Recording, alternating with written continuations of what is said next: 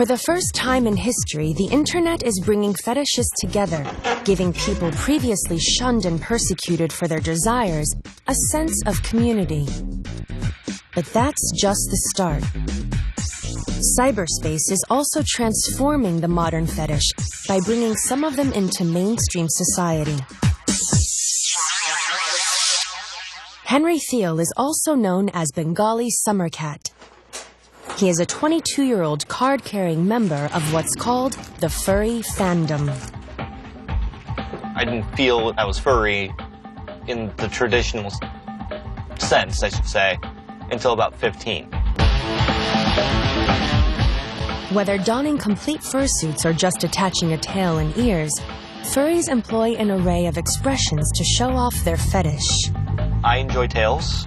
I enjoy the fur patterns. I really enjoy the cute aspects of it.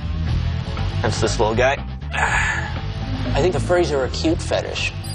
I think it's connected to the idea that the ultimate perversion becomes something that's soft and cuddly and naive and innocent. Very animalistic, very nature, very natural. You know, the god Pan, the combination of the human and the nature. Not all furries are fetishists. Some are just interested in hairy critters in anime and science fiction.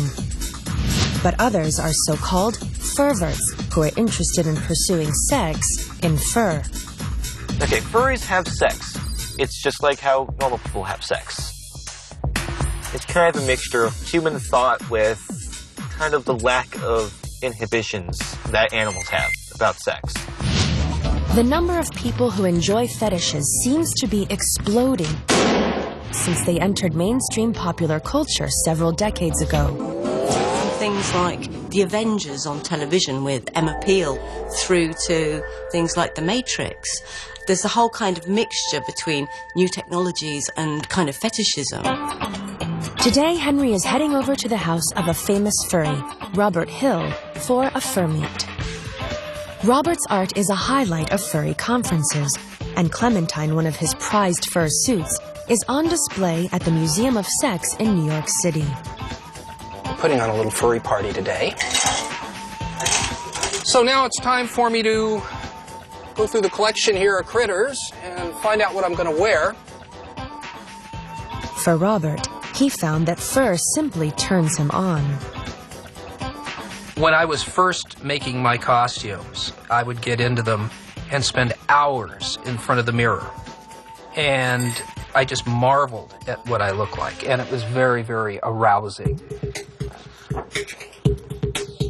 Medical experts contend that people usually don't choose their fetishes. I'm not happy in this skin that I'm in. I'm not satisfied being a human.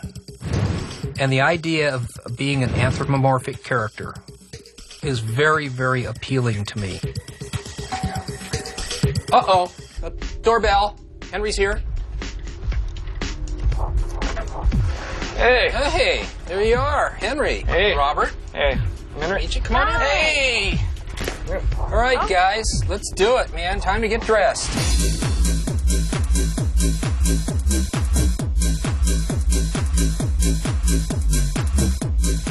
Over the last decade, the internet has helped furries emerge from the closet and become a more accepted part of society. There's my tail. Oh, okay. Clips from the mainstream media playing on social sites like YouTube are taking the mystery out of the fetish, encouraging the fandom to grow. Just like any other special interest group, furries hold conferences, put on fashion shows, and are featured on commercials, music videos, and hit television shows like Entourage and CSI. The internet has kind of contributed to them coming together as a more cohesive group. Now, this is what a real fur pile is. It's not the CSI version. This is I think fetishism has become more mainstream, with more people being more open to share about their fetishes. The internet and the awareness of these fetishes has opened people up to what goes on in their head. You never been pounced before? As far as sex and my furry experiences have been. I had another furry friend, and he'd made a rabbit. And I remember one day over at his apartment, we spent 90 minutes just humping away, just having an absolute ball. Ow. Hey. Coming up, while some fetishists have surfed the internet into the mainstream, and others have used it to come together, a few people are starting to fetishize modern technology itself. That's just ahead on Wired for Sex.